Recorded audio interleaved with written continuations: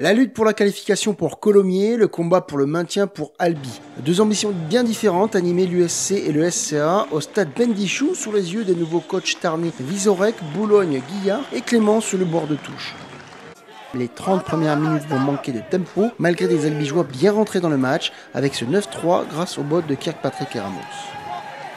Un carton jaune au Tarnais Lucas Blanc, la Colombe insistait en mêlée fermée.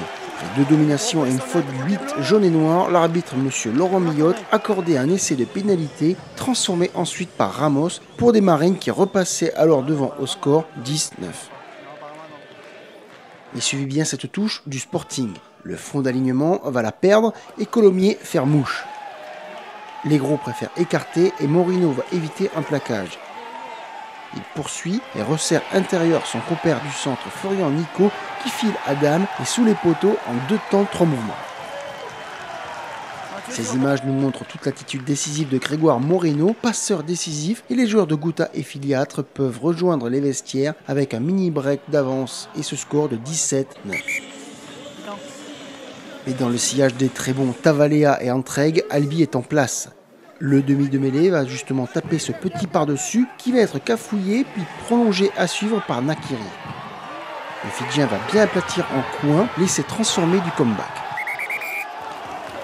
Le ralenti va montrer toute l'adresse du centre qui exerce bien une pression du haut vers le bas sur le cuir comme le confirme l'assesseur de l'arbitre. Le SCA n'est alors plus mené que 17-16. Et les 3 quarts visiteurs sont encore inspirés en cette 55e.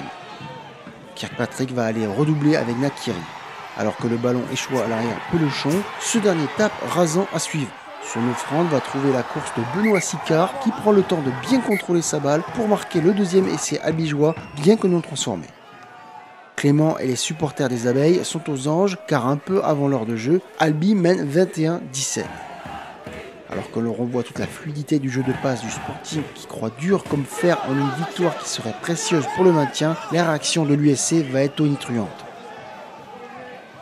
Après des interventions décisives de Costa, Repetto et Ramos sur une longue action à plusieurs temps de jeu, Inigo va animer avec ses avants autour des rucks. C'est finalement Famatoanou qui va relever et plonger derrière la ligne, ce qui permet aux siens de repasser devant à la marque 24-21.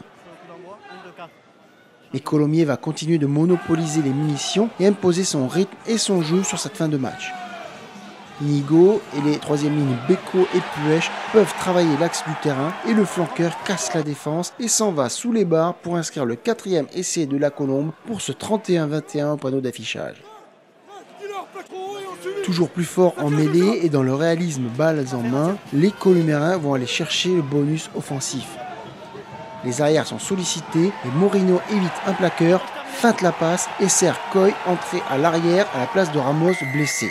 Il marque le 5e essai synonyme de bonus offensif et d'un 36-21 final après la sirène. Colomiers conserve son invincibilité au stade Bendichou et les hommes de Gouta et Filiâtre continuent de camper sur les sommets du classement quand Albi a emmagasiné de la confiance sur la manière malgré une défaite sans bonus défensif.